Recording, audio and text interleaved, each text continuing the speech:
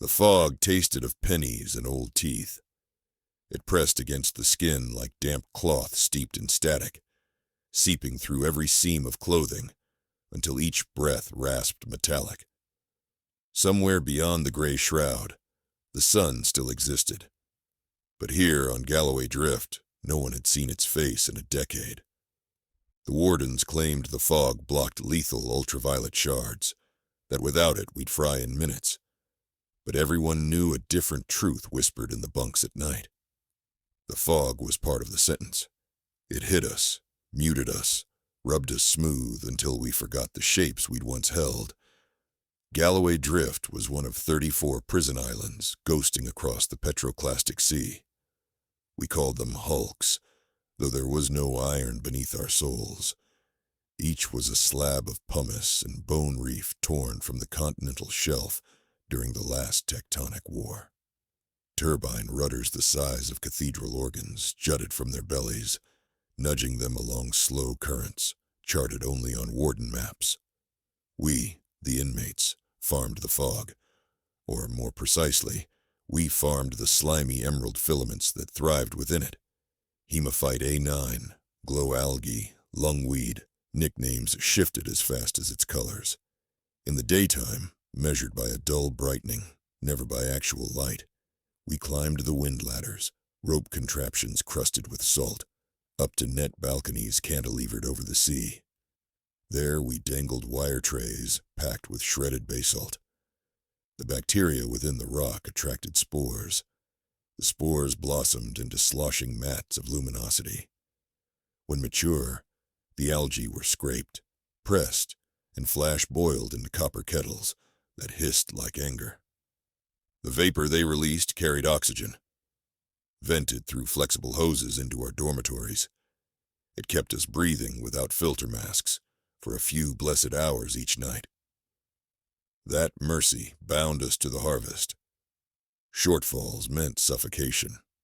None of us forgot the single week 5 years ago, when a viral blight scorched half the crop, and 17 men simply stopped breathing in their sleep.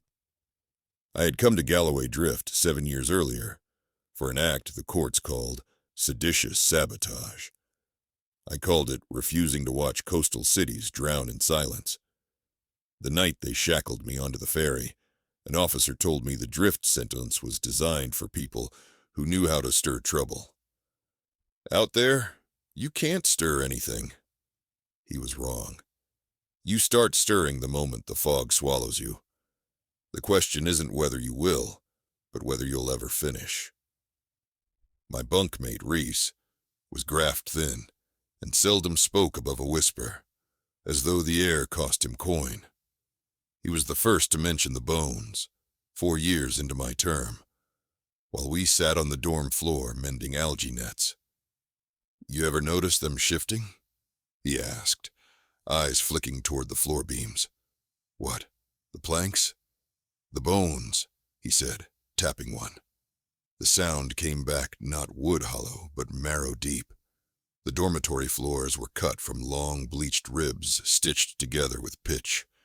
Whole skeletons, so massive none of us knew the animal of origin, lay fused into the island's substructure. The wardens claimed tectonic uplift dredged them here. Sailors once believed they were leviathans harpooned by gods. Reese believed something else. "They're tidal," he murmured. "Move with the sea, exactly. You listen close at low ebb, you'll hear them creak a direction." "They're tied to us, same as the rudders," I argued. He shook his head. "Got more give than rudders. If something has give, you can pry it." I laughed the first time, but kept thinking about it through long algae shifts. By then, I trusted Reese's hunches. He'd predicted the blight before the plants browned, just by smelling the steam house. He was an intuitive cartographer of things that could not officially be mapped. Months later, on a maintenance rotation under the dorm floors, we verified the bone's mobility. Corrosion around the binding struts suggested cyclical torque, ebb, flow, ebb. Just enough flex for a determined prisoner with crude tools to widen the gap. We tested a single bolt, unscrewing it 3 turns, slipping it back before inspectors arrived. The next tide cycle, we saw scuff marks 1 finger width to the east. The bones wanted to move. The discovery seeded an unspoken oath between us. We would not die inhaling algae vapors under fluorescent warden's eyes. We would ride the bones out, but wanting freedom is one thing. Shaping a vessel from a skeleton stitched into pumice is another. The bones lay beneath 3 layers of infrastructure: dorm halls, storage lofts, and algae kettles. Freighting materials below without notice required timing, bribery, and quiet alliances. We started with timing.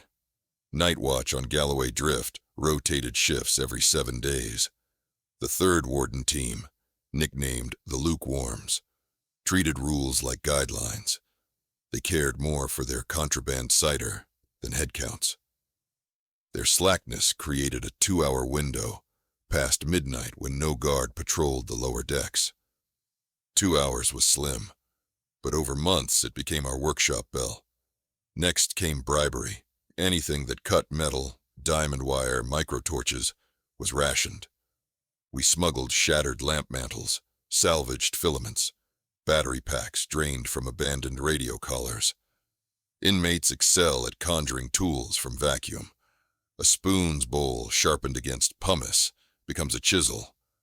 Ground algae ash with salty spit turns to abrasive paste.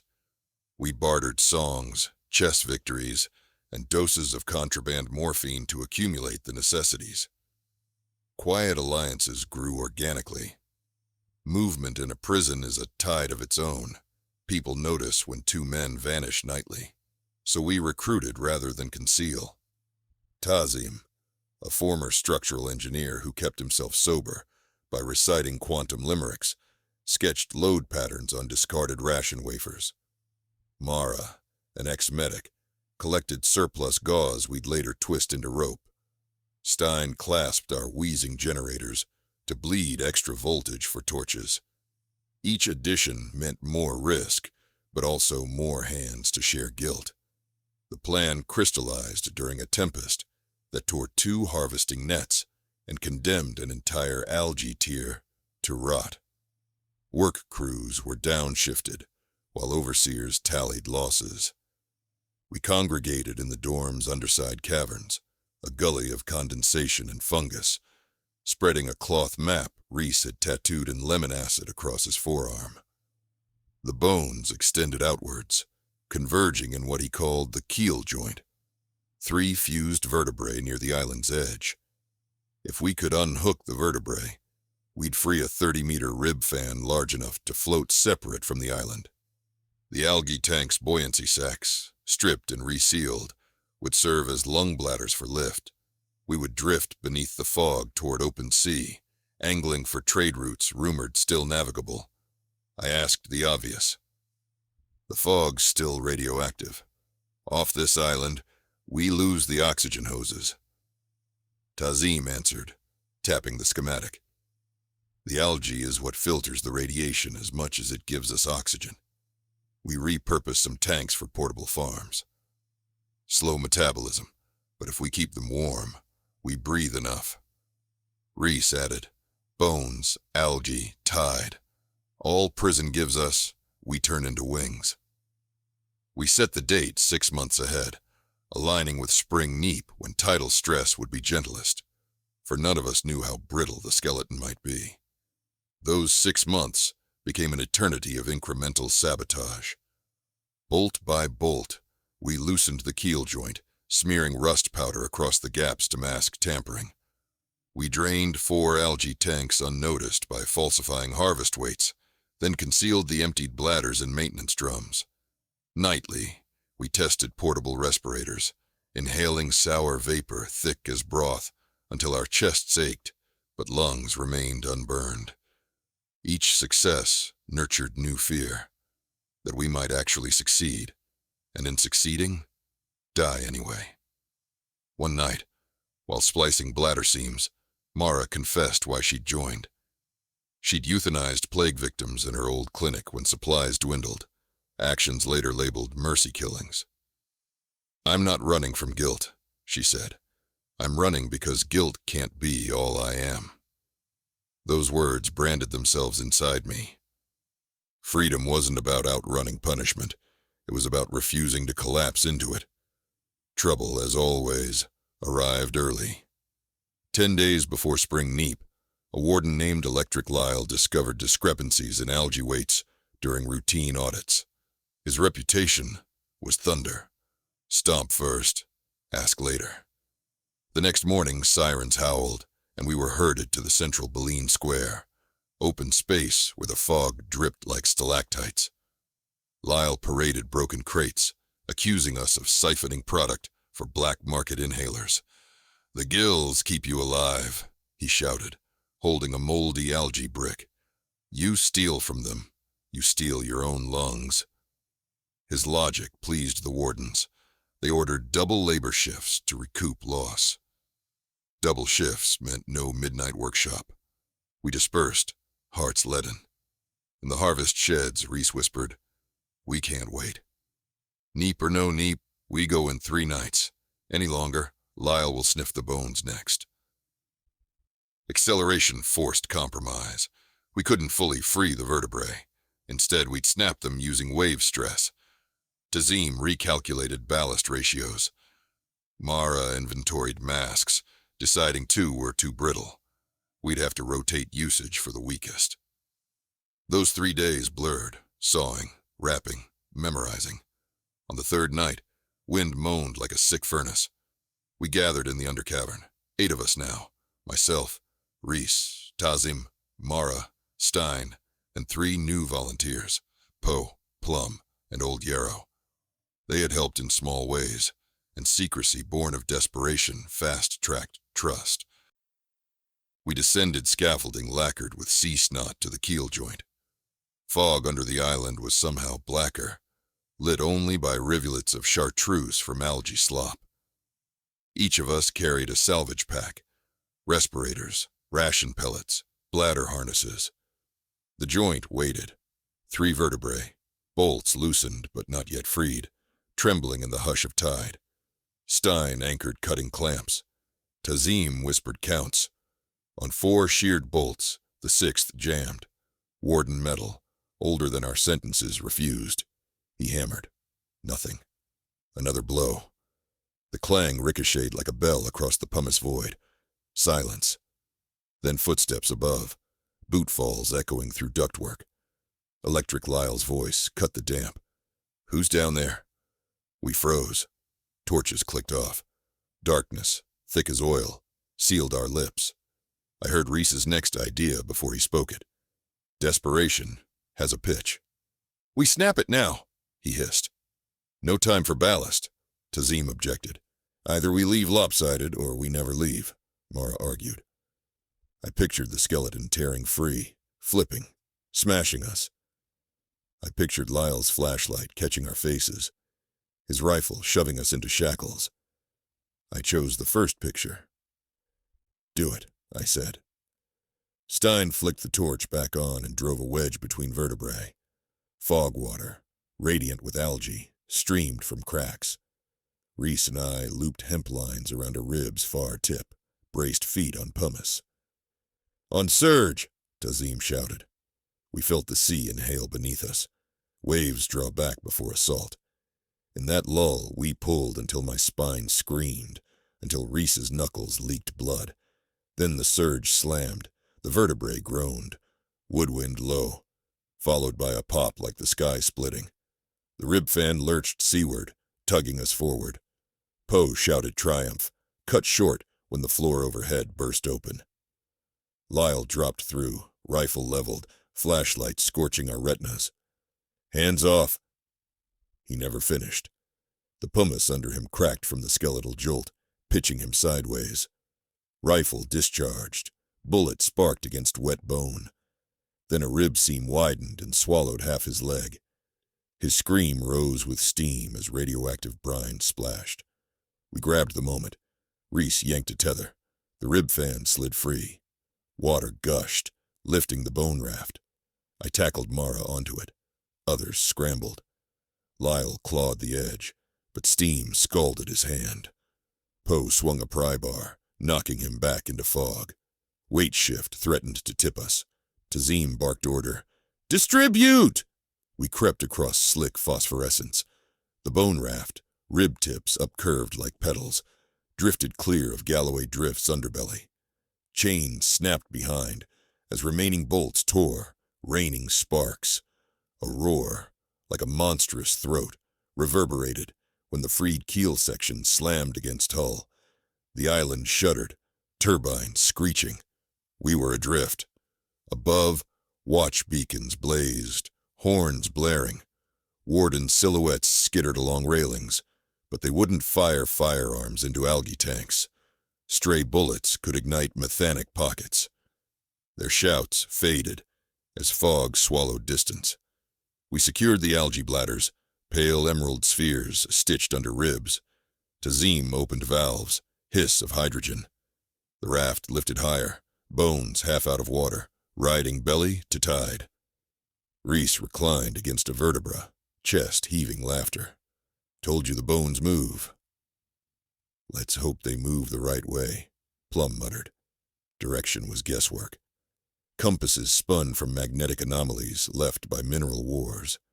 Stars were invisible, but currents tracked steady west-east pulses traced by fragments of pre-war buoys. Tazim found one anchored to a dangling tendon and tasted its barnacles, a trick for gauging salinity gradient. He declared we were on the outer wash, drifting toward perhaps the mainland, perhaps only wider sea. Still, outward felt truer than inward. Hours blurred. We tended algae trays under tarps, lined with heat filaments scavenged from dorm heaters. The plants glowed faint as sleeping cities, exhaling oxygen through jury-rigged tubules into our masks. Smell was pond rot and hope. Then came the rain. Radioactive fog breeds storms in minutes. Thunder boomed. Droplets fell like molten beads that hissed on bone. We unfurled canvas canopies. Wind hammered. Yarrow lost grip, swept overboard. Mara flung lifeline, but found nothing in the neon waves. Her whale fought the gale. Soon, both were eaten by wind. We huddled, raft pitching. A wave taller than courthouse crashed, snapping one bladder seam. The raft sagged starboard. For hours we bailed with helmets, chantless. At dawn, an ashen dimmer switch, the storm slackened. We remained 6. Supplies, 10 ration bricks, water collector intact.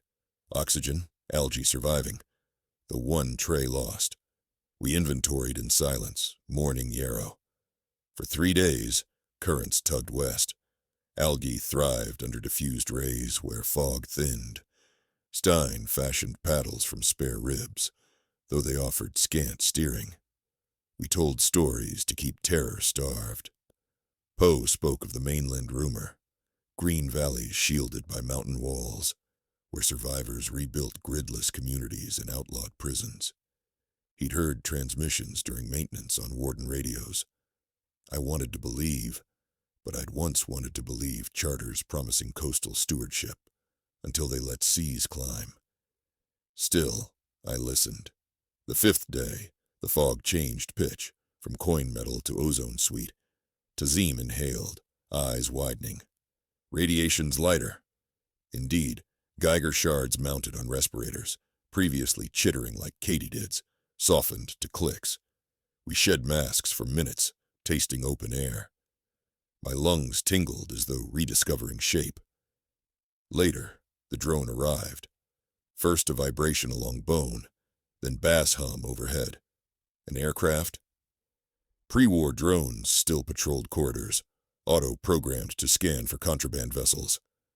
We clamped masks back on, doused glow trays, flattening ourselves.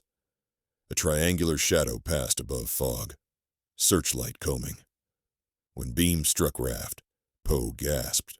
Light lingered, flicked away, returned. A pulsating chirp sounded, analysis routine. Then the drone banked and vanished. Its programming likely flagged organic debris. Still, the sight wrenched nerves. That evening, we debated options. Continue drift or paddle toward an upcurrent TASM identified. Upcurrent led north to rumored landmass, but paddling risked fatigue and exposing our silhouette. Argument nodded. Reese ended it by recounting the ferry night he'd been chained. I swore if I ever faced a branch in the road, I'd choose the one wardens wouldn't expect. They expect drift. I choose fork. Fork it was. We bound paddle shafts to vertebrae, rigging a crude outrigger fin to catch lateral push. Every stroke blistered, but forward momentum is narcotic. Even agony sings under its influence. On the 9th day, fog thinned enough for silhouettes, mountain peaks serrating horizon. We gaped. None of us had seen terrain taller than turbines in years. Adrenaline-fed arms. By dusk, coastline resolved. Cliff faces streaked with copper silt, gulls cawing. We didn't cheer yet. Warden patrol skiffs prowled near prison islands. Maybe they ventured here. We angled toward a cave mouth at cliff base, half submerged. Current tugged bonecraft inside. Echoes swallowed us. Torchlight revealed volcanic hollow, roof peppered with skylight holes. Tide pools glimmered. We hauled raft onto basalt shelf, legs buckled on solid ground. Stein kissed rock. Mara wept silent. Cave exploration uncovered relics, rusted prospecting tools, crates of geochem sensors, long abandoned. But more important, dry tunnels slanted upward. Atop one shaft, a fissure poured fresh water into a suspended basin. We drank until bellies sloshed. Night outside, the fog's glow-tinted cave mouth. But inside, darkness cooled. We slept. I woke to conversation. Voices not ours. I reached for pry bar. Figures approached from tunnel. Lanterns glowing warm gold, not algae green. First appeared a woman wearing a cloak, woven from reed fiber, her face unmasked, eyes scanning. Behind her, 2 men carried coil guns whose barrels pointed downward, caution not threat. "We saw your strange bones through the sea haze," she said, her accent lilting, cadences free. "Thought maybe the sea coughed up fossils." "We're fugitives," I stated, chest tight. "Wardens will brand us convicts." She shrugged. "We stopped letting wardens brand anything years ago." A glowflower pinned to her collar pulsed soft chemiluminescence, different from our algae. She asked our stories. We traded summaries: bones, fog, revolt. She listened, neither pitying nor judging. "We're from Stellation Cliffs," she said when we finished. "Community of 300 along terraces above radiation line.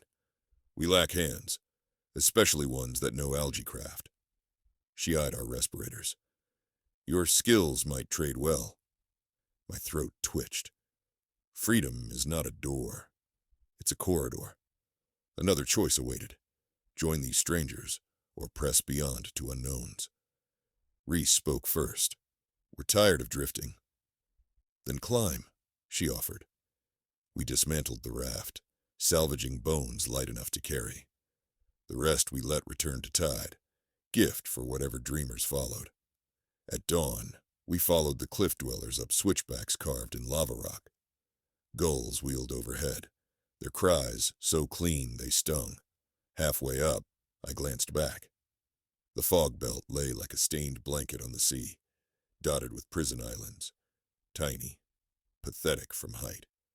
I thought of inmates still scraping algae, inhaling vapor under fluorescent captivity. Survivors. Siblings. We had not truly escaped until they did. I touched the bone shard strapped as walking stick. It hummed faint with tide memory. Maybe, one day, we could sail a fleet of such skeletons, return, crack every island free. For now, we climbed. Each step etched a new map on muscle and will, a cartography Reese would approve. Behind us, faint glow traced the raft's remaining ribs rocking toward open water. carrying, perhaps, spores of revolt into every unreachable corner of fog.